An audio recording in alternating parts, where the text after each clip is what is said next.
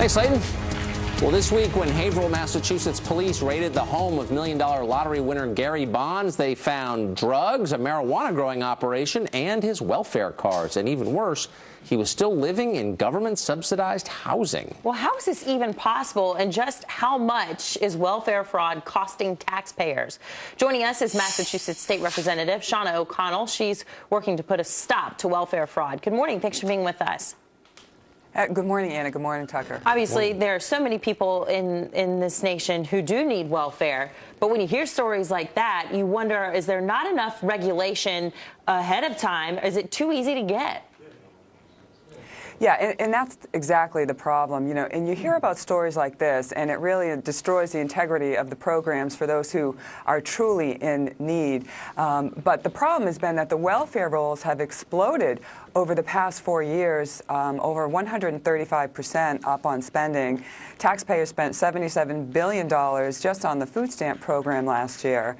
And this has caused states to be unable or unwilling to do the proper verification to make sure that people belong on the system, and then to enforce the penalties and the rules once the people do get on the system. There's really no incentive for states to enforce the rules because they've been incentivized to grow the welfare rolls rather than control them. Should it really surprise us that a lottery player's on welfare? I mean, why isn't the government encouraging poor people to gamble in the first place? Isn't it really sending the message only idiots work?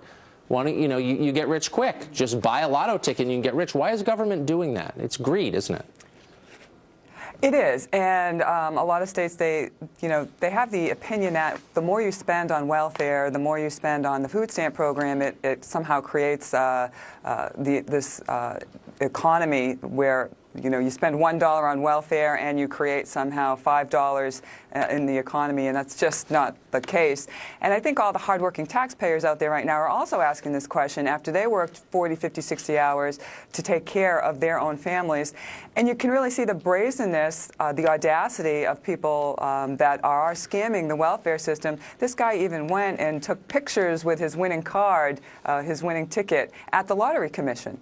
Right. So what is causing the government to do this? And some would say they're trying to buy votes, and so they don't want to reform welfare. No, they don't. And the CBO has recently put out a report saying that the system has been so overwhelmed by the increase in welfare recipients and welfare spending that states are just having an incredibly hard time keeping up with the fraud and trying to eliminate the fraud, and some have given up.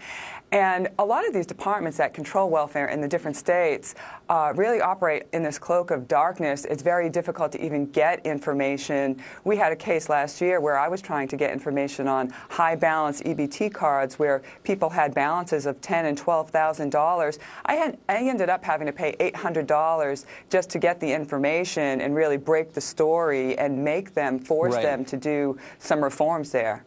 It's a state that needs a lot of reform. Shaunna O'Connell, thanks for joining us this morning. Thank you.